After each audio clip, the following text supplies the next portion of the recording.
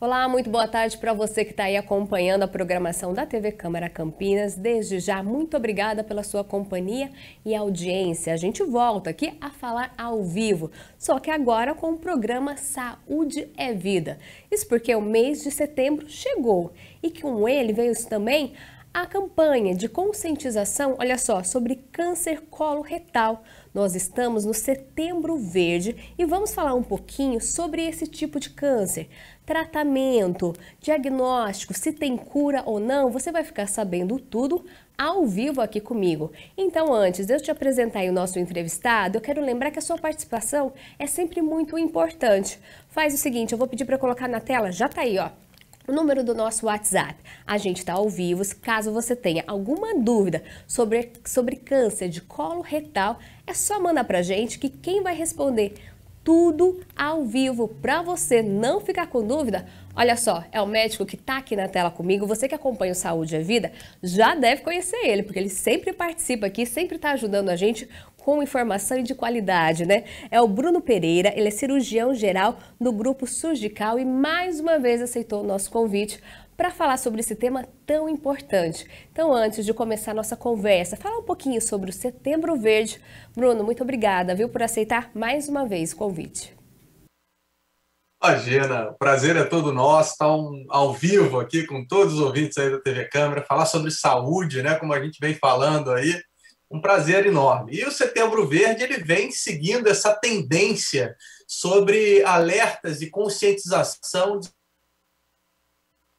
É verdade. A gente tem o Outubro Rosa, a gente tem o Novembro Azul, a gente tem o Maio Amarelo, a gente tem o Setembro Verde. E não diferente das outras campanhas de conscientização, seja por acidente de trânsito, seja pelo câncer de mama, seja pelo câncer de próstata, o câncer coloretal ele é extremamente incidente. Normalmente, essas campanhas elas focam exatamente nessas doenças que são altamente incidentes. E quando eu falo doença, eu incluo, inclusive, os acidentes de trânsito também, porque possuem epidemiologia, etc. Mas o câncer coloretal, especificamente, dependendo da região do país, ele pode ser aí alocado entre a segunda e terceira causa mais comum de câncer. Veja só, dentre a população do Brasil, do norte ao sul, este câncer ele pode estar entre 19 a 20 pessoas entre 100 mil habitantes. Ou seja, muito incidente. Lá no sul do país, sudeste, centro-oeste, nos homens, por exemplo, ele é a segunda causa. A mulher, região sul, segunda causa também. Talvez por causa dos hábitos e etc. Lá no norte e nordeste é um pouco menos incidente. Enquanto que no sul e sudeste, esse câncer coloretal, ele pega em torno aí de 19 a 20 casos por 100 mil, lá no norte, em torno de 8 a 10 casos por 100 mil habitantes. Então, é um pouquinho variável. Ele está ali, está entre a segunda e a terceira causa. Mas o importante é a gente lembrar que, por causa do Setembro Verde, a gente se conscientiza mais a prevenir o câncer, né? Prevenir esse tipo de câncer que é altamente incidente, tanto nos homens quanto nas mulheres. Esse é o Setembro Verde. Se preparar, prevenir, fazer exames, para que você não chegue lá na frente com a surpresa de ter desenvolvido um câncer no intestino ou no reto. Aí alguns números, eu também peguei na internet sobre esses números do Instituto Nacional de Câncer, o INCA, né? Que estima que, olha só, que para cada ano do triênio 2020-2022 sejam diagnosticados, só aqui no Brasil, como o doutor disse, 41 mil novos casos de câncer coloretal. 20.540 em homens e 20.470 em mulheres. É muita gente, por isso esse Setembro Verde, falar desse tema é muito importante, porque ainda tem gente que não entende o que é o câncer coloretal, não sabe o que é esse tipo de câncer. Muito verdade.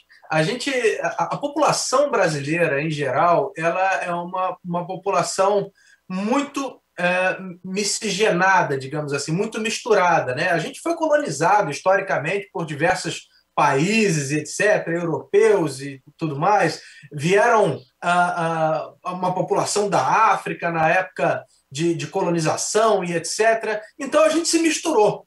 e, ao mesmo tempo que se mistura, se divide pelo país. Então, essa incidência ela é variável. A educação sobre o câncer também é variável. Então, a gente entende que o Sul e o Sudeste acabam pesquisando um pouco mais, porque o câncer já chegou na família deles de alguma forma. Né? Alguém da família já teve câncer, ou vizinho, ou amigo, alguém do círculo de conhecimento já teve câncer coloretal, e as pessoas ficam mais alertas quando as coisas acontecem pertinho da gente. Lá no Norte e Nordeste, por exemplo, é mais difícil ter alguém conhecido. Eu ouvi dizer que alguém teve um câncer e tal, então eu não estou muito preocupado em saber disso, não. Então, existe esse primeiro ponto, o ponto de conscientização e o ponto de educação sobre o câncer. Existe também aquela questão de, puxa, mas eu vou no médico, será que eu vou ter que fazer aquele exame chato de toque, etc? Aquele negócio, eu não quero isso não, eu sou homem, muito macho e não quero nada disso. Né? Antigamente era muito assim, né? Hoje em dia, graças a Deus, as coisas já mudaram um pouquinho, as pessoas estão um pouco mais conscientes de que é importante o exame, é importante você fazer um diagnóstico precoce.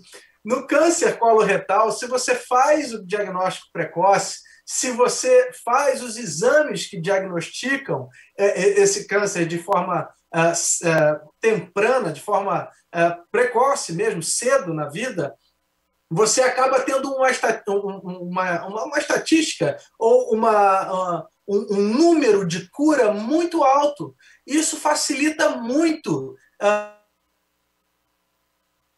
que essas pessoas tenham, no final, um prognóstico muito bom e se recuperem completamente. Né? Diferente de quando se faz o diagnóstico desse tipo de câncer, numa fase mais tardia, em que a doença já é uma doença avançada, que eventualmente já acometeu outros órgãos e que agora a cura é muito mais difícil e trabalhosa, isso se ela conseguir chegar, né? Se nós, da medicina, os médicos, conseguirem chegar ao diagnóstico ou ao tratamento de cura finalmente. Bruno, então vamos começar a entender, né, o que é o câncer coloretal. Então, explica pra gente aonde que ele fica, o que acontece.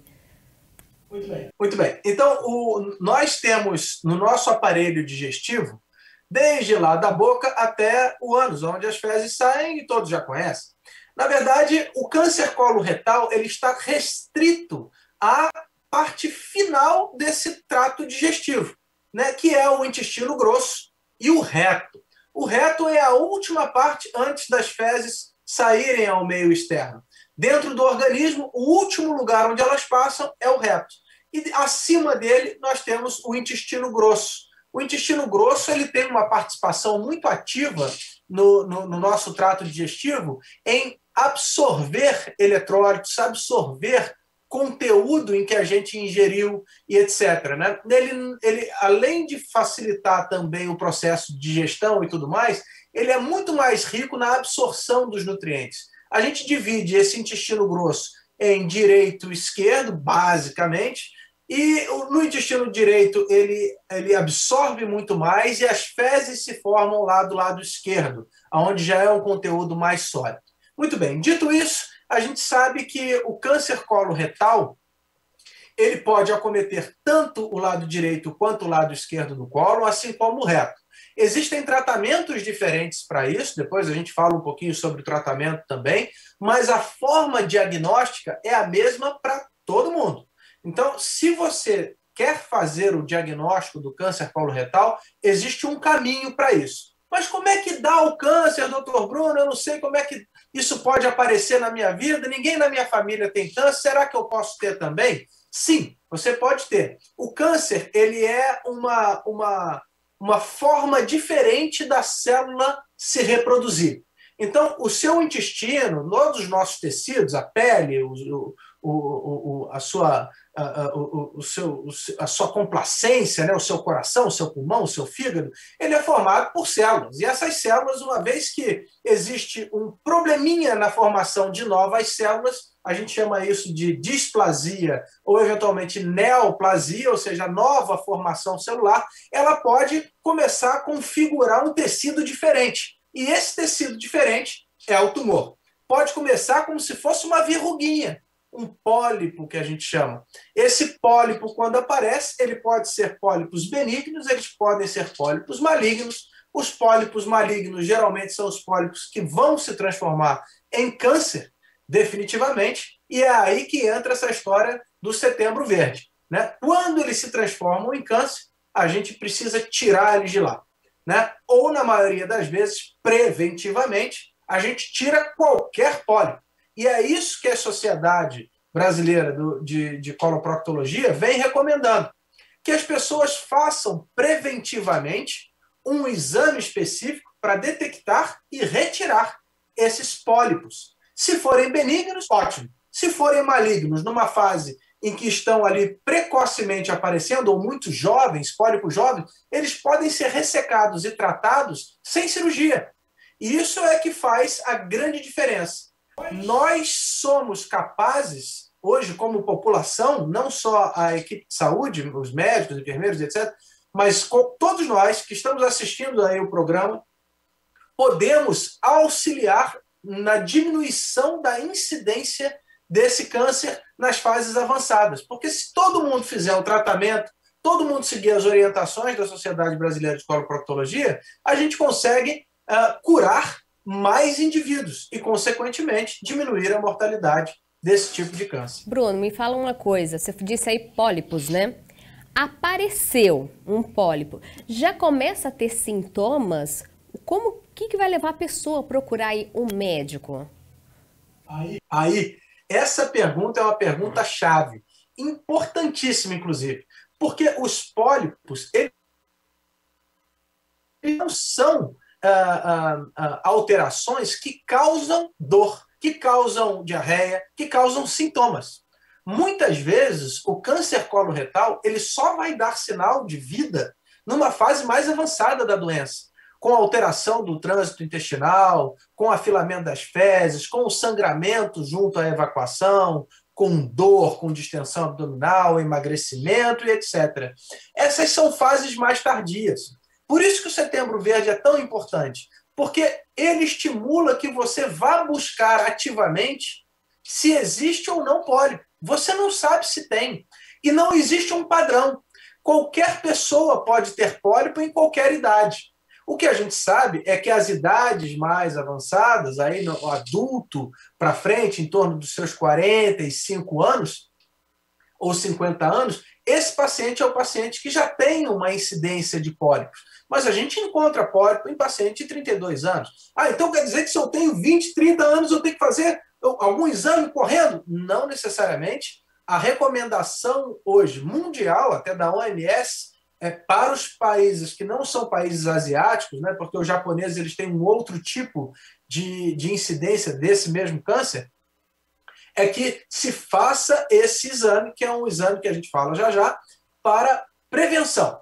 Ou seja, da mesma forma que você vai ao oftalmo, né, o pessoal chama de oculista, né, da mesma forma que você vai avaliar se você precisa de óculos, né, não sei se eu estou enxergando bem ou não, eu vou lá ver, eu acho que pode ser. Nesse caso, a gente vai ao oftalmo para tentar ver se a gente consegue usar o nosso óculos e tudo mais, ok, né? Mas no câncer coloretal não tem como. A gente não tem como, do lado de fora, por exame físico, investigar. É necessário um exame mais invasivo que vai demonstrar se você tem esse pólipo ou se você não tem esse pólipo.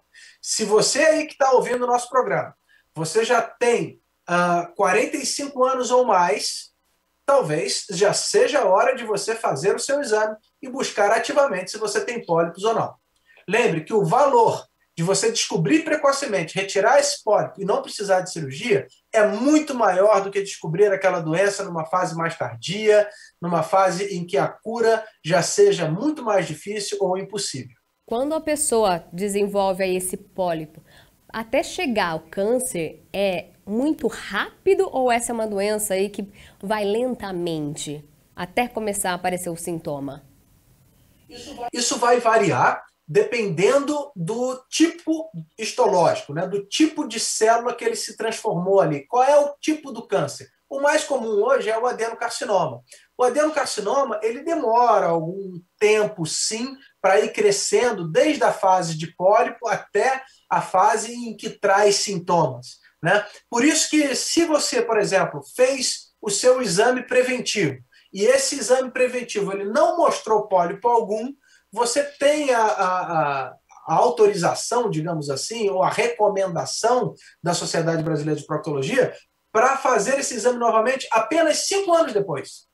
Por outro lado, se você fez o seu exame preventivo e tem um pólipo, você precisa necessariamente, no ano que vem, realizar um outro exame preventivo, porque aí pode ser que você tenha mais pólipos. Então, no adenocarcinoma, que é o tipo mais comum e etc., ele é um processo, sim, mais insidioso, né? E por isso, porque ele é silencioso, é que a gente precisa estar mais ativo na busca por esse tipo de câncer. Já citou alguns sintomas, mas eu vou pedir para você reforçar. A pessoa que desenvolveu esse câncer, quais são os sintomas aí, os principais, para ela já ficar alerta? Boa. Então, na maioria das vezes, lembre-se que os sintomas que eu vou dizer, eles são relacionados a uma fase mais tardia da doença. Não espere que os sintomas apareçam. Essa pode ser uma fase já ruim para o tratamento do câncer. E se eles apareceram, cuidado, porque você precisa de tratamento o mais rápido possível. Não tarde a sua visita ao médico, ok? Isso uma coisa. Sobre a questão dos sintomas mais comuns propriamente ditos, a gente pode primeiro esperar por alteração do trânsito intestinal. O que é isso, Bruno, alteração do trânsito intestinal? A alteração do trânsito intestinal é aquela em que você, de repente, para de... O formato das fezes agora, em vez de ser um formato arredondado, né, ele é mais em forma de fita, ele é achatado, como se tivesse alguma obstrução para que as fezes pudessem passar, né? Ou, eventualmente, processos de intestino muito preso e diarreia. Cólica, aquele desconforto abdominal e uma diarreia. Aí melhora um pouquinho, daqui a pouco estou preso, intestino preso, dá aquela cólica de novo, e aí você vai para o banheiro urgente com diarreia. Esse é um sinal de alteração do trânsito intestinal. Se você já vive esses sintomas, atenção, procure seu médico para que seja feito o diagnóstico. Pode ser muita coisa, não necessariamente só o câncer, mas pode ser câncer também, e por essa razão você precisa investigar. A outra coisa que chama muito a atenção da população é quando você vai ao banheiro e percebe que está sangrando. Ou porque a louça, o vaso sanitário sujou de sangue, ou porque ao se limpar você percebe que existe sangue também, né? Esses cenários de sangramento normalmente assustam homens e mulheres e fazem com que eles vão mais rapidamente à procura de um serviço de saúde. Então, está sangrando, podem ser outras coisas, mas pode ser o câncer coloretal também. E isso significa que você precisa de ajuda e auxílio médico.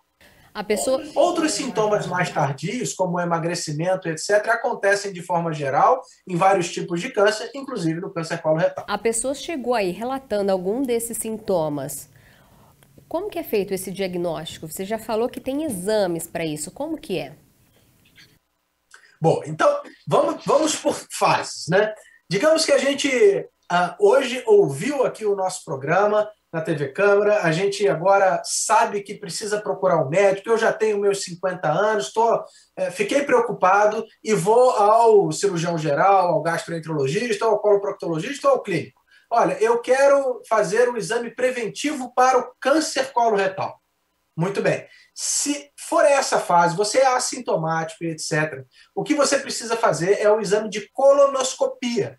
É uma endoscopia que a gente faz para olhar lá por dentro do estômago, só que no caso não é o estômago, é o reto e o intestino grosso. Então você recebe uma anestesia, dorme um pouquinho, veio de um preparo, então para cada serviço que você for fazer a colonoscopia, eles vão te receitar um preparo de cólon para que o cólon esteja limpo, ou seja, você vai limpar, ter uma limpeza boa do cólon ali para que eles enxerguem lá dentro do intestino se existe algum pólipo ou não, certo? Uma vez que você fez o preparo, chega lá no dia para fazer o exame, você é anestesiado, dorme um pouquinho e aí o médico especialista ele faz esse exame que se chama colonoscopia.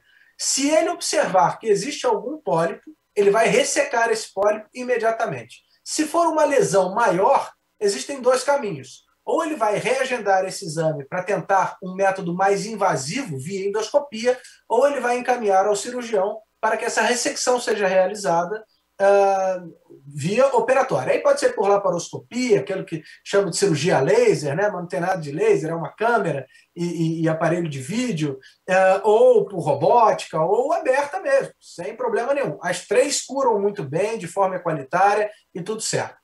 Tá? Então, essa é a fase de prevenção. Agora, se o indivíduo ele chega ao pronto-socorro com sintomas, dependendo dos sintomas que ele tiver, ele vai realizar algum outro exame. Na maioria das vezes, o primeiro exame que vai ser solicitado é uma tomografia, para saber em que grau está e etc. Se ele for, eu não tenho dor, eu não tenho nada, mas hoje eu evacuei e eu estava com sangue. Aí o exame físico vai fazer o diagnóstico diferencial e, se necessário for, ele vai pedir uma colonoscopia ambulatorial, ou seja, vai dar alta para ele fazer isso depois, ou vai pedir a tomografia para elucidação diagnóstica. Feito o diagnóstico, a gente sabe que tratamento, né, são os diversos. Normalmente, como que é feito? Esse tipo de câncer também envolve químio, radioterapia? Como que funciona? Tem a cirurgia? Qual que é o primeiro procedimento? Perfeito. Agora, veja, se a gente está falando de prevenção, a gente está falando de um momento em que você fez o diagnóstico por causa de uma biópsia na colonoscopia, eletiva, bonitinho e tal. Esse caso, você está curado. Se veio câncer na biópsia, não existe mais problema nenhum. Você está curado. Por isso que o Setembro Verde ele é tão bonito, Vivi. Porque nesse caso, você fez o diagnóstico, você curou do câncer, acabou. A gente já teve pacientes que a gente pediu que ele nunca podia imaginar que teria um câncer do reto, por exemplo, foi lá, tirou, aquele susto, né, de ver aquela biópsia ali com o câncer, está curado, não tem problema nenhum, não precisa de quimioterapia, não precisa de remédio, não vai cair cabelo, nada disso. Por outro lado, se você não fizer o seu exame preventivo, se você não acreditar no Setembro Verde, você pode evoluir com a doença, e essa doença, como a gente falou no início do programa, é uma doença insidiosa, ela é uma doença silenciosa, e quando os sintomas aparecem, já é uma fase potencialmente tardia. Geralmente, nessa fase, já não é mais possível tratar com colonoscopia somente. Aí vem a questão da cirurgia, né? Que, como eu disse, pode ser por diversas formas. A cirurgia convencional, que a gente abre a barriga e tira o tumor lá de dentro. Pode ser por vídeo, pode ser robótica, e aí assim sucessivamente. Agora, se o câncer ele não está só no intestino mais, se ele já se alastrou para linfonodos, se ele já se alastrou, essas células malignas já se alastraram para a circulação sanguínea, invadiram o fígado ou outros órgãos, aí sim a quimioterapia é necessária no câncer de colo. Lembrando que no câncer de reto, esse paciente que apareceu com o diagnóstico lá e esse tumor já é maior, dependendo do estadiamento, ou seja, da classificação do tumor, se esse tumor já é um tumor que ele invade as estruturas adjacentes ou não, pode ser que você precise da quimioterapia antes da cirurgia para aumentar a sua chance de cura. A gente chama isso de quimioterapia neoadjuvante. Ou seja, ele, antes de operar, ele vai passar por esse processo de quimioterapia, ou dependendo do tumor, radioterapia, e ele vai diminuir o tamanho do tumor, diminuir a quantidade de células que possam eventualmente estar fora do intestino, e aí sim vem a cirurgia para aquela ressecção de todo esse segmento que o câncer envolve, e objetivando sempre a cura, na verdade. Uma coisa também importante, Vivi, pode ser que nesse estágio tardio, esse paciente que acabou de ter o diagnóstico, ele precisa sair com aquela história da bolsinha, em que o intestino ele fica aqui na parede e a pessoa passa a evacuar numa bolsinha. Isso pode ser temporário, pode ser definitivo, vai depender do grau do tumor, do estadiamento do tumor à altura do diagnóstico. Bruno, a gente está ao vivo aqui pela tela da TV Câmara Campinas. Saúde é vida. A gente está transmitindo, claro, aqui pela TV e também por meio das nossas redes sociais, Facebook e YouTube da TV Câmara Campinas. Vou pedir para colocar já o nosso WhatsApp, porque já tem perguntas chegando. Vou começar a fazer para dar tempo de responder todo mundo de casa. Olha só a pergunta da Neide, do Jardim Campos Elíseos. Exame de sangue detecta câncer de intestino e tomografia? Boa, Neide. Então é o seguinte, olha, o exame de sangue normal, hemograma, por exemplo, ele não faz diagnóstico de câncer, tá? É verdade que o nosso organismo é muito sábio, né? E ele produz antígenos quando essas células malignas começam a se reproduzir. Existem antígenos específicos que a gente pode mensurar no sangue e eles sugerir o diagnóstico. Mas a certeza diagnóstica ela só é feita com biópsia, tá? Então, para você ter o diagnóstico fechado de um câncer, você precisa de uma biópsia. No caso do câncer coloretal, essa biópsia é feita através da colonoscopia, que a gente estava falando aqui desde o início do programa, tá bom? Então, isso é importante. Eu posso pedir antígenos específicos, eu posso aumentar o meu grau de suspeição quando esses antígenos vêm positivos no sangue, mas quem fecha o diagnóstico definitivamente é a biópsia. E sobre a tomografia, a mesma coisa. A tomografia ela vai sugerir, né? Existem sinais específicos que aparecem na tomografia que chamam a atenção do médico. Por exemplo, uma massa grande que não era para existir dentro da barriga, ou uma massa grande no reto, né, no caso do tumor retal, ou aquele sinal de inflamação em volta do tumor, isso também aparece na tomografia.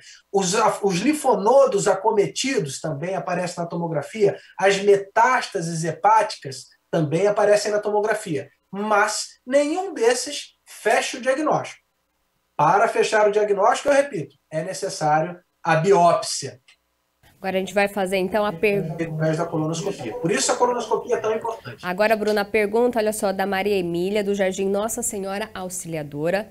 Quem teve uma gastrite ou úlcera tem maior tendência de ter câncer de colo retal? Não, Maria. Quem tem gastrite, quem tem úlcera, quem tem problemas gástricos, podem sim ter mais chances de ter um câncer de estômago. Mas o câncer coloretal ele não tem nada a ver com a parte alta do trato digestivo. Maria provavelmente estava assistindo aí já desde o início nossa entrevista aqui, e eu falei do trato digestivo, e que o câncer coloretal ele acomete aquela parte mais distal do intestino, mais distal do nosso trato digestivo. O estômago está aqui em cima, então ele não tem relação com o câncer coloretal. Mas se você tem gastrite, se você tem úlcera, etc., é bom você fazer a sua prevenção com endoscopia, para você anualmente saber se tem alguma outra doença, inclusive o câncer, lá no seu estômago. Bruno, e hemorroida? Essa é a dúvida da Marlene, do Jardim Aurélia. Ela pergunta, existe alguma relação de hemorroida com o câncer de colo retal? Boa, Aurélia.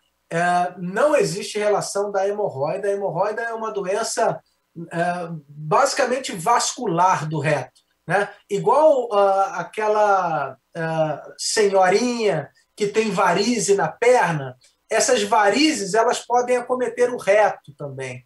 E essas são as hemorroidas. As hemorroidas elas podem ser internas ou externas, mas elas são doenças benignas, que não têm relação com o câncer de reto ou o câncer de colo, tá bom? As hemorroidas, elas também causam sangramento, também é um diagnóstico diferencial para o câncer coloretal, então a gente precisa estar atento, se você sangrou, você precisa ir ao médico para saber se é hemorroida ou se pode ser um câncer, né? Se for a hemorroida, existem tratamentos específicos com remédio e existe tratamento cirúrgico dependendo do grau da hemorroida. Normalmente as hemorroidas grau 3 e 4, que são as piores, a gente trata com cirurgia. Grau 1 e 2, a gente trata com medicamento. Entendido aí a resposta do Dr. Bruno. Agora eu vou voltar um pouquinho numa resposta sua, que estava falando aí do câncer se espalhar. Quando tem esse tipo de câncer, ele pode então passar para outros órgãos? E o contrário também pode acontecer? Um câncer de mama, por exemplo, se espalhar e afetar o intestino também? Boa pergunta, Vivi. É assim, ó, todo tipo de câncer ele pode se espalhar, qualquer um que seja, né? Existem caminhos específicos para cada tipo de câncer. Por exemplo, o câncer de pulmão ele acaba dando metástase para osso. Câncer de próstata, eventualmente para osso também, ou a própria pelve, né? Ele avançar localmente. O câncer de mama, eventualmente pulmão, eventualmente fígado, eventualmente osso. Então, vai depender do câncer. No caso específico do câncer coloretal, a metástase mais comum são as metástases linfonodais, porque os linfonodos, o sistema linfonodal, ele é aquele sistema responsável em drenar as células de defesa, que eventualmente estão comprometidas com essas células do câncer. É por isso que o linfonodo ele acaba aumentando. E durante a cirurgia, é importante a gente ressecar o maior número de linfonodos possível dentro daquela cadeia, né? Quando a gente resseca esse número enorme de linfonodos, normalmente são mais de 25 linfonodos que a gente resseca, esses linfonodos eles são avaliados a microscopia. A gente manda lá para o colega que é o patologista e ele no microscópio vai vendo linfonodo por linfonodo para saber se algum desses estava comprometido com doença. Porque isso muda aquilo que a gente chamou de estadiamento, muda a evolução da doença. Então, quando a doença ela é só na mucosa do cólon, é só na mucosa do reto, ela é in situ, ela é um estadiamento zero.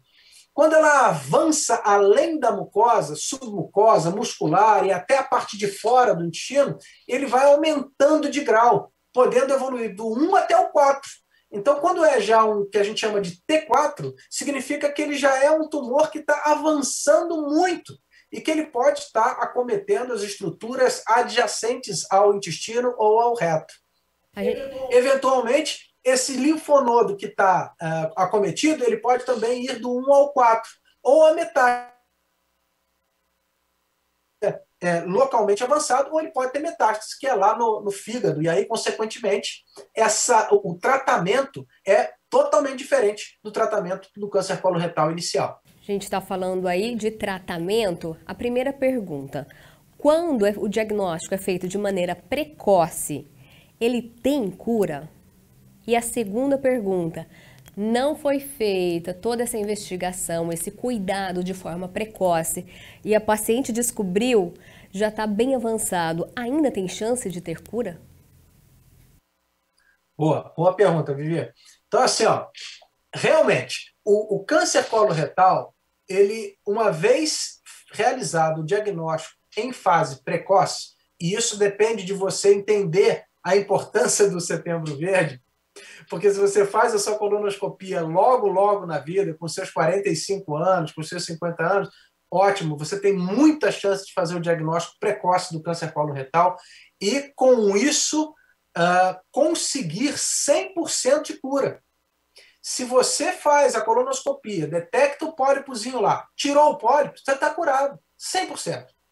Então, se você está com medo de ter câncer de colo retal, se você acha que, puxa, na minha família, eu acho que o meu avô teve, mas naquela época não se falava muito disso, eu não sei, eu não tenho certeza, considere que era e faça o seu exame preventivo. Porque dessa forma, você faz o diagnóstico e obtém um índice de cura muitíssimo alto. Sem dúvida nenhuma, o valor que isso tem é imensurável. Já aqueles pacientes que não fizeram o teste preventivo, que não fizeram a colonoscopia e que eventualmente têm o diagnóstico numa fase tardia, dependendo do estadiamento, as chances de cura elas são ainda altas. Claro que os estadiamentos mais avançados, com metástase para o fígado e etc., esses se tornam mais difíceis. Mas, do ponto de vista oncológico, a oncologia ela já avançou tanto que nós conseguimos, com a quimioterapia, prolongar muito a vida desses pacientes, porque nós conseguimos diminuir a replicação dessas células tumorais e mesmo que a cura não seja atingida ou que a gente não consiga finalmente a cura, muitas vezes a gente consegue, digamos, entre aspas, segurar, congelar a doença.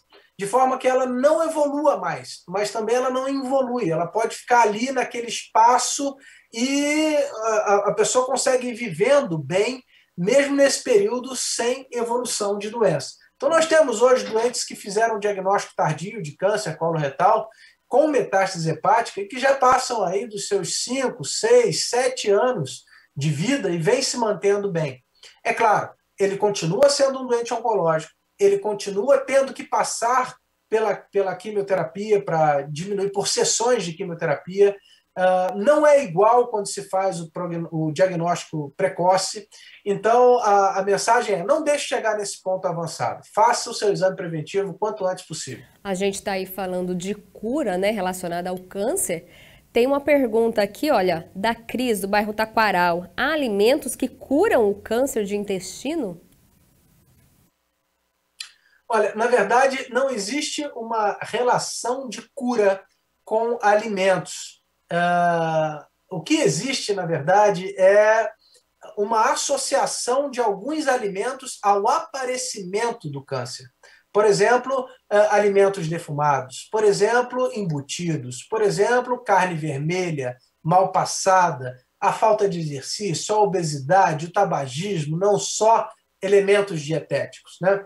Para você que mora aí no Taquaral, aproveite a lagoa do Taquaral aí e vá fazer seus exercícios, vá fazer sua caminhada, porque isso é importante. Você tendo hábitos saudáveis, a chance de você ter câncer, ela historicamente é menor. Se você é mais sedentário, se você é um obeso, se você está acima do peso, as suas chances de ter câncer são maiores do que aqueles que praticam exercícios e que têm hábitos saudáveis. Bruno, olha a pergunta da Laura Lima, ela é de Hortolândia. Se algum familiar apresentou o problema, aumenta as probabilidades de outros familiares ter também a doença? Boa pergunta, Laura. Sim, totalmente. Existe sim uma relação genética de diversos tipos de câncer, não só o câncer coloretal, né? A relação genética, ela é muito importante e muda o protocolo, viu, Laura? Por exemplo, se você não tem história de câncer na família, o seu exame preventivo ele tem que ser realizado com seus 45, 50 anos, a colonoscopia que eu me refiro. Agora, se você tem, por exemplo, um parente, sua mãe, minha mãe apresentou um câncer coloretal ou ela fez o diagnóstico, mesmo que precoce, aos 45 anos de idade. Então você, Laura, tem que fazer o seu exame 10 anos antes do que ela descobriu. Então você tem que fazer o seu exame com 35 anos de idade, não com 45 ou 50 como a maioria da população. Então, a relação familiar ela pesa muito no diagnóstico e influencia também na forma com que você vai procurar auxílio médico, se existe ou não existe essa relação familiar. 10 anos antes. Para homem e mulher tem que fazer esse acompanhamento. Perfeito, Vivi. Homens e mulheres. Lembrando que os homens e as mulheres, eles têm praticamente a mesma incidência. O que vai variar é a região. Na nossa região aqui de Campinas, região sudeste, São Paulo, etc., ele está entre o segundo e o terceiro tipo de tumor mais comum, tanto nos homens quanto nas mulheres. Então, independente do seu gênero, se você é homem ou se você é mulher, faça o seu exame preventivo, que é a colonoscopia. Outra pergunta chegou aqui lá de Hortolândia, é da Heloísa. É verdade que pessoas de raça negra têm maior risco para câncer coloretal? Por quê? Pô, galera de Hortolândia em massa aí, Vivi, que beleza. Olha, é verdade que a etnia ela tem algumas variáveis para alguns tipos de câncer. A literatura ela ainda é um pouco controversa no sentido dos negros ou os afrodescendentes e a população branca ou descendentes dos países do norte. O que se sabe, sem dúvida nenhuma, é que a população asiática, que inclui os japoneses e chineses principalmente, esses sim têm uma incidência de câncer coloretal e de câncer gástrico principalmente maior do que a população afrodescendente ou os caucasianos. O que se sabe mais do que a relação com a etnia é aquilo que a gente mencionou antes, é a relação com os hábitos, né? Os hábitos de vida. Né? A gente sabe que, por exemplo, os afrodescendentes, os negros, eles têm uma maior incidência à hipertensão arterial, mas com o câncer ainda se divide um pouquinho em relação à população caucasiana. Outra pergunta que chegou aqui, a gente falou de alguns sintomas, né, que causam aí o câncer. Aí o João Paulo, do Jardim Guanabara, faz a seguinte questão. Quais doenças produzem os sintomas semelhantes ao câncer? Ou sempre que sangrar significa que pode ser câncer de colo? Boa, exatamente. Mas, na verdade, não, né? O sangramento, ele é um sinal de alerta. Não é normal sangrar, né, Vivi? Se você vomita sangue, se você evacua sangue, algo está errado. Nós não fomos feitos para sangrar, né? Exceto o sangramento fisiológico da mulher. Né? Esse, sim, é uma renovação de tecido do endométrio e ele é necessário para aquela mulher que deseja preparar o seu endométrio para a implantação do óvulo. Né? Excluindo esse sangramento fisiológico da mulher, outros sangramentos eles não são normais. No caso do reto, o sangramento mais comum não é o do câncer. Né? Você evacuar e sangrar ao mesmo tempo, o mais comum são as doenças anorretais, são as hemorroidas, são as fístulas, são as fissuras, eventualmente. Né? Relacionadas muito ao hábito. Né? Aquele indivíduo que se alimenta, prende demais o intestino, não consegue ir ao banheiro durante o trabalho e etc., chega em casa com aquelas fezes ressecadas e etc., ele vai ter mais dificuldade ao evacuar e, sem dúvida nenhuma, vai precisar de um esforço maior e isso pode machucar o reto, provocar essas fissuras que sangram e doem. As hemorroidas, elas apresentam sangramento também, de forma comum. Como eu disse, numa fase mais anterior aqui da nossa entrevista, são doenças benignas, semelhantes às varizes. Existem outras doenças que não o câncer coloretal que também podem sangrar, como as doenças inflamatórias intestinais. Existem doenças que estão relacionadas ao seu sistema imune, que são a doença de Crohn ou a retocolite ulcerativa. Essas são doenças muito específicas e que causam sangramento importante, causam também, eventualmente, emagrecimento, que é também um sintoma comum para as doenças coloretais. Mas quem fecha o diagnóstico, no final das contas, é a própria colonoscopia. Então, não deixe de fazer o seu exame preventivo mais uma vez. A gente está falando aí de sangramento e dor. É normal, depois que a pessoa evacua, sentir dor ao longo do dia? Não, Vivi, não é normal. As dores, quando são dores baixas, elas estão mais relacionadas à fissura, de fato. Vale lembrar que o câncer de colo e o câncer de reto, a dor é um sinal mais tardio também. O paciente que já tem câncer, ele pode, inclusive, ser assintomático, ou seja, ele não apresentar sintoma algum, Vivi. A doença é realmente uma doença insidiosa, uma doença silenciosa. Quando esse indivíduo ele sentir dor, é porque já existe um certo grau de obstrução da luz do intestino. Né? E as fezes estão ali tentando passar e não conseguem. Isso dá cólica. E a cólica é a dor que esse indivíduo vai sentir. Certo? Então, precisa ter muito cuidado, porque a dor normalmente ela está mais relacionada às doenças anorretais do que às doenças coloretais propriamente ditas. Aqui, outra pergunta agora do Antônio Buarque, ele não citou o bairro. Como é feito o acompanhamento após o tratamento do câncer de intestino? Boa, Antônio.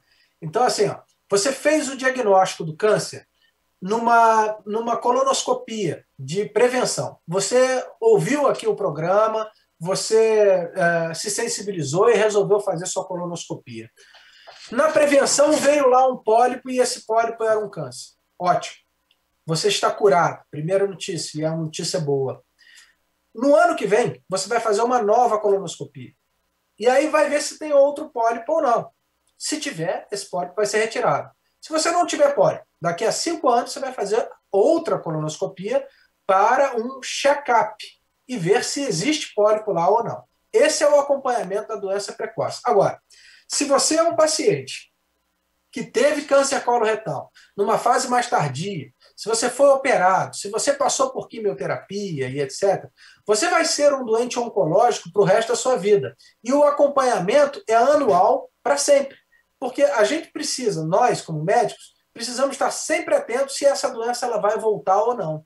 Como você apresentou câncer e você tem o que a gente chama de oncogene, ou seja, aquela alteraçãozinha na célula que eu falei lá no início da entrevista, ela está presente no seu organismo. Ela aconteceu uma vez, pode ser que ela aconteça de novo. Eventualmente, porque você tem uma história familiar, você precisa sim acompanhar para sempre essa doença. Né? Mesmo que você já tenha sido operado, mesmo que aqueles antígenos que aparecem na circulação sanguínea já tenham desaparecido ou estão em níveis normais, a gente precisa acompanhar para sempre. Você vai ser um doente oncológico sempre. Bruno, outra pergunta aqui é do Vitor. Tem o intestino muito desregulado, pode ser uma causa para desenvolver esse tipo de câncer? Não necessariamente, Vitor. Pode ser que você tenha esse intestino desregulado simplesmente por causa dos hábitos alimentares que não são os melhores. Né? Hoje em dia, a gente acaba comendo com pressa na rua, se hidratando pouco e etc. Então, pode ser que você tenha o intestino mais preso por causa disso. Outras causas também, mas são mais comuns nas mulheres, são as causas hormonais. A mulher, quando vai se aproximando aí da menopausa e o homem da andropausa, os hábitos intestinais eles podem mudar também e as fezes se tornarem um pouco mais ressecadas e tudo mais. Mas não necessariamente é um sinal. O que é interessante dizer, se você essa percepção que o seu intestino é desregulado, que você apresenta o intestino preso, de vez em quando diarreia, vá ao médico para realizar a sua colonoscopia se você tem mais de 45 anos. Bruno, e a pandemia de Covid-19 bagunçou tudo aí o diagnóstico desse tipo de câncer? Você sabe, Vivi, que a pandemia ela realmente foi um marco, né, para a saúde em diferentes aspectos. E com o câncer coloretal não foi diferente. Nós hoje estamos percebendo um retorno ao número de cirurgias maior. Nós já atingimos praticamente as mesmas estatísticas de cirurgias de antes da pandemia. Só que uma coisa que eu ainda estou estudando e que eu não tenho ainda como dar 100% de certeza, mas é uma percepção pessoal, é que os tumores que nós estamos operando hoje são tumores num estadiamento mais avançado do que era no passado, antes da pandemia.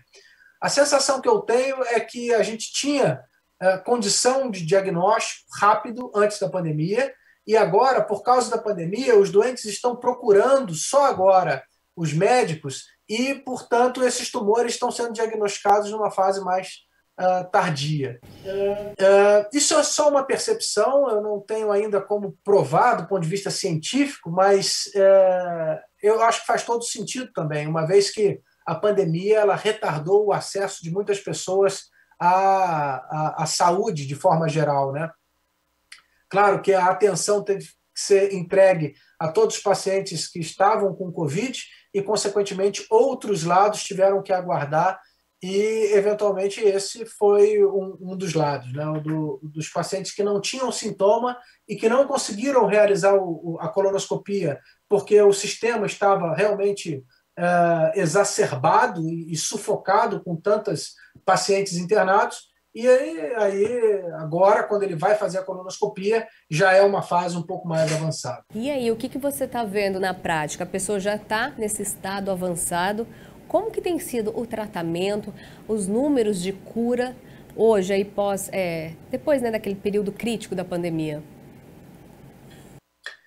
Vivi, você sabe que alguns pacientes, eles ainda conseguem, apesar de uma fase um pouco mais avançada, conseguem o tratamento com colonoscopia. e um tratamento de sucesso. Muitas vezes eles são submetidos a um procedimento que nós chamamos de mucosectomia, que é uma ressecção mais profunda da mucosa do intestino, e esses pacientes acabam obtendo cura após o resultado anatomopatológico.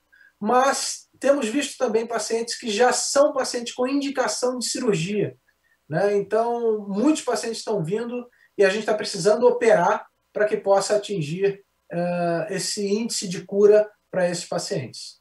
As perguntas não param de chegar aqui. Vou fazer a pergunta do Judas Tadeu. É da Patrícia, do São Judas Tadeu, desculpa. Uso excessivo de laxantes pode desenvolver o câncer? Boa, Patrícia. Você sabe que essa é uma pergunta frequente, Vivi? A gente tem muitos pacientes que chegam com queixa de que precisam de laxante quase que diariamente ou diariamente para poder ir ao banheiro. Não existe uma relação científica, uma comprovação de que o laxante ele pode provocar câncer.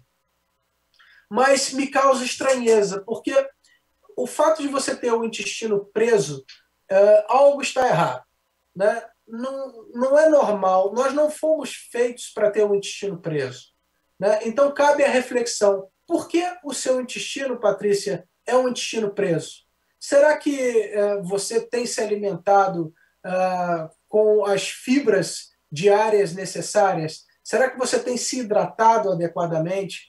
Será realmente que você tem algo que significa doença? Ou é simplesmente a mudança de hábito que vai trazer esse benefício, né? Será que existe uma desregulação hormonal? Será que você precisa... será que você tem alguma outra doença que faz com que o intestino ele seja um pouco mais preguiçoso? Sim ou não? Então, eu acho que a reflexão ela cabe no sentido de investigar o motivo de você usar laxante diariamente, né? Agora, do laxante causar câncer? Não. Não existe essa associação na ciência. A pessoa ela precisa ir ao banheiro todos os dias ou um dia que ela não for ainda está dentro do normal? Ou isso já é considerado, como ela diz aí, tem o intestino preso? Não.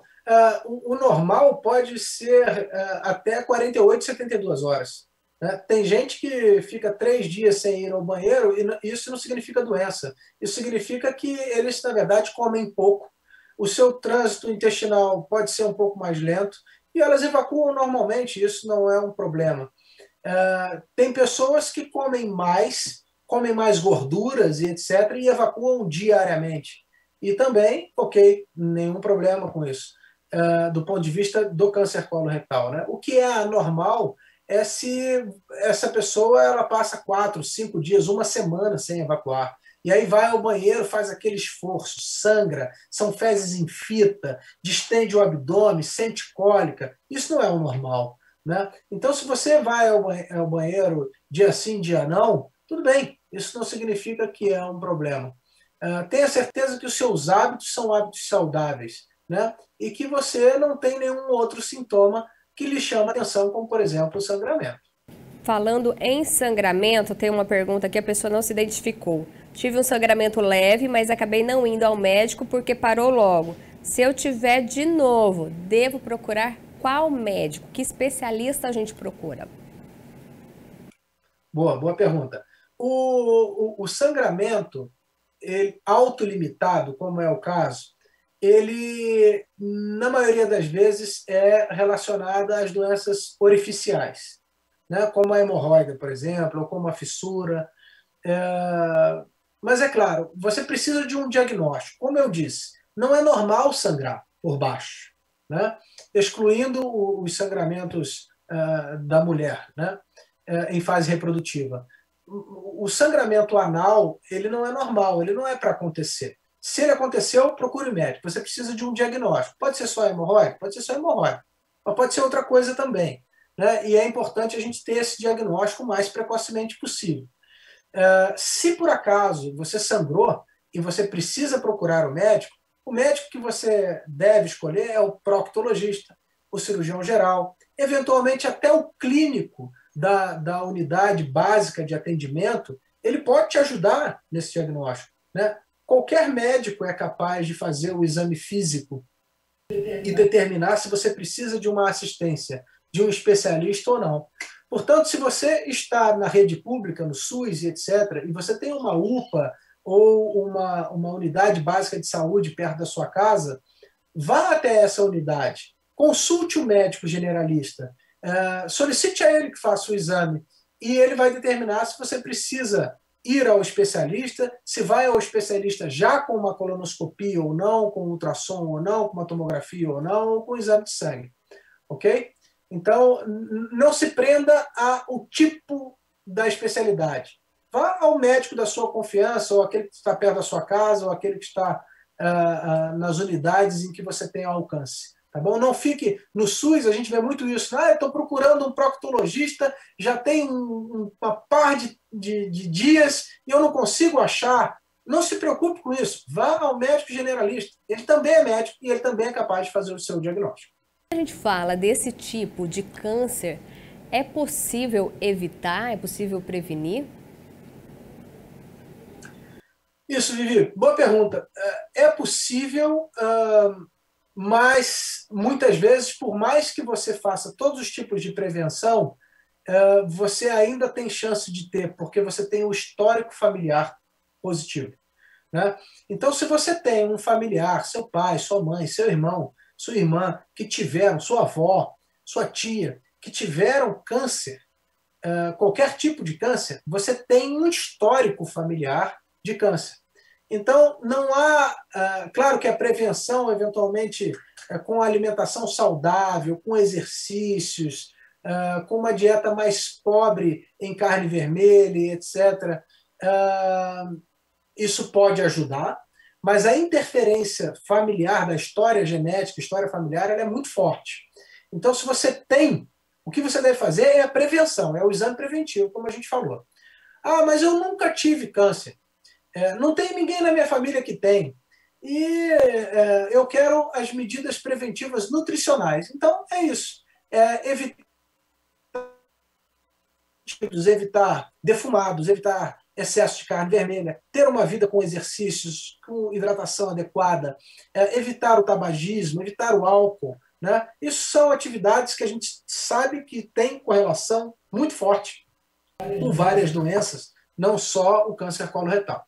A gente fala, né, escuta a palavra câncer, né, câncer coloretal, já assusta o paciente, já fica com medo, mas se fizer todo o tratamento, lógico, depende de cada caso, esse é um tipo de câncer que tem cura, né? Exato, Vivi. Hoje a gente pode dizer com segurança que a medicina avançou muito na questão do tratamento do câncer, né? Hoje, antigamente, quando se falava de metástase hepática, era igual a mortalidade 100%. Hoje a gente sabe que isso não é mais verdade. Né? Hoje a gente consegue ressecar grandes segmentos hepáticos com segurança, a gente consegue outras medidas de radioterapia focal no câncer metastático, a gente consegue um tratamento por videocirurgia ou robótica muito eficaz também, comparável à cirurgia aberta. Ou seja, as quimioterapias, né, o tratamento oncoterápico, ele também evoluiu muito. Então, é possível, sim, hoje, você ter qualidade de vida, você ter cura com o diagnóstico de um câncer. No passado, se associava o câncer à alta mortalidade, hoje existe, num cenário global, uma diminuição dessa mortalidade por causa do avanço da medicina, da oncoterapia e do avanço da cirurgia propriamente dito. E campanhas como essas que estão acontecendo agora, né? A gente está em Setembro Verde, que é quando se fala muito do câncer de colo retal, tem ajudado também? É preciso ainda falar sobre esse tipo de câncer, explicar o que existe tratamento e que sempre, né? Diagnóstico precoce sempre ajuda.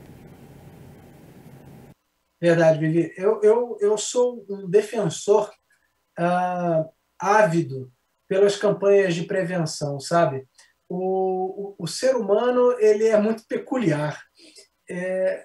Ele só parte para cuidar de si mesmo quando ele se sente ameaçado por alguma coisa, sabe? Dificilmente você vai ver alguém indo procurar um médico para prevenção. Isso eu não sei te dizer exatamente por quê, mas as pessoas são assim. Eu estou muito bem, por que eu vou ao médico? Né? Por que eu vou procurar alguma coisa? Quem procura acha, hein? Né? Então, aquelas velhas histórias. Né? A verdade é que se você procurar e achar numa fase precoce, você está curado e aí acabou o problema. As campanhas, elas são sim necessárias. A gente vê essas campanhas aí para prevenção de acidentes de trânsito, prevenção do câncer de mama, prevenção do câncer de próstata. E ainda assim, a incidência das doenças ainda continuam altas. Talvez a gente precisasse dar um pouco mais de atenção às campanhas, sim, as campanhas serem o mais enfáticas possíveis.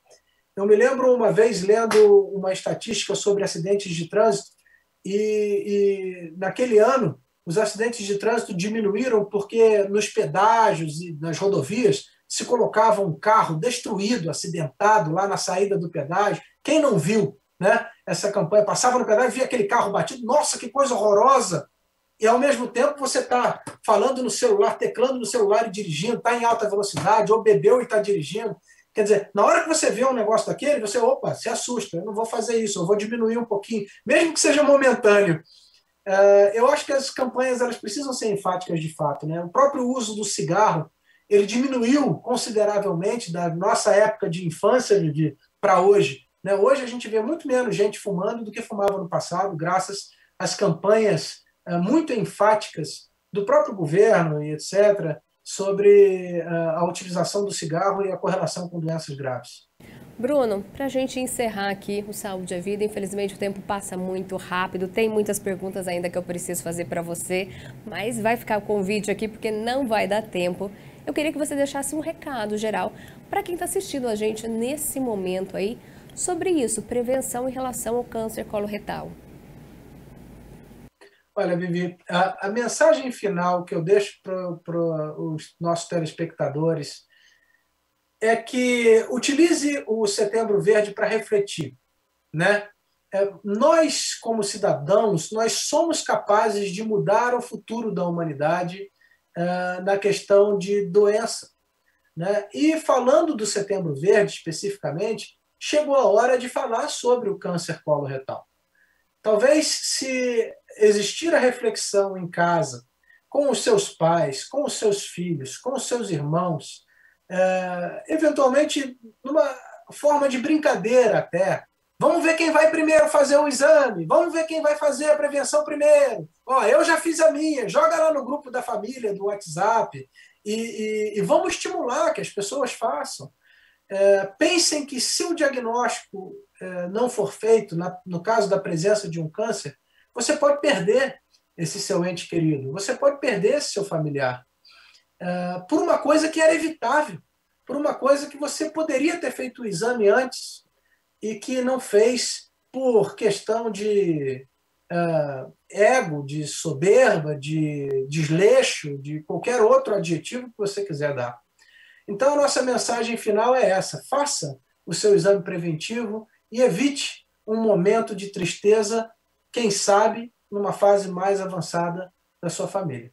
Tá aí Preze pela felicidade, faça seu exame e vá em frente. Com certeza, tá aí o recado, então, do Dr. Bruno Pereira. Ele é cirurgião geral, também atua no grupo Surgical. Mais uma vez aceitou o nosso convite para falar aqui no Saúde é Vida, sempre levando informação de muita qualidade para você aí de casa. Bruno, muito obrigada, viu, por mais uma vez parar tudo que você está fazendo e ajudar a gente aqui levando informação. Vivi, é um prazer estar aqui com você. É um prazer estar aqui no programa Saúde e Vida, é um prazer estar aqui na TV Câmara. Sempre que precisar, estaremos às ordens para realizar um pouquinho daquilo que você faz todo dia, que é esse dever de cidadania, levar informação para o público, levar informação para as pessoas, que isso é muito importante. Então, eu sentindo um pouquinho de inveja de você, de fazer cidadania todo dia, a gente vem aqui e exercita um pouquinho desse dever. Tá bom? Até a próxima. Beijo grande. Um abraço. Você de casa, o Saúde é Vida fica por aqui, mas se quiser rever todo esse bate-papo com o Dr. Bruno é muito fácil. O programa está disponível na íntegra no YouTube da TV Câmara Campinas. Faz o seguinte, entra lá, pega o link e manda para todos os seus amigos, para todos os seus familiares, falando um pouquinho sobre esse Setembro Verde, sobre o câncer coloretal. Diagnosticado de forma precoce, como o Dr. Bruno disse, tem cura. Então, esse é o nosso objetivo, levar informação de qualidade para você se cuidar e viver com muita saúde. A gente se vê na próxima edição. Muito obrigada pela sua companhia e audiência. Uma boa tarde para você. Até mais. Tchau.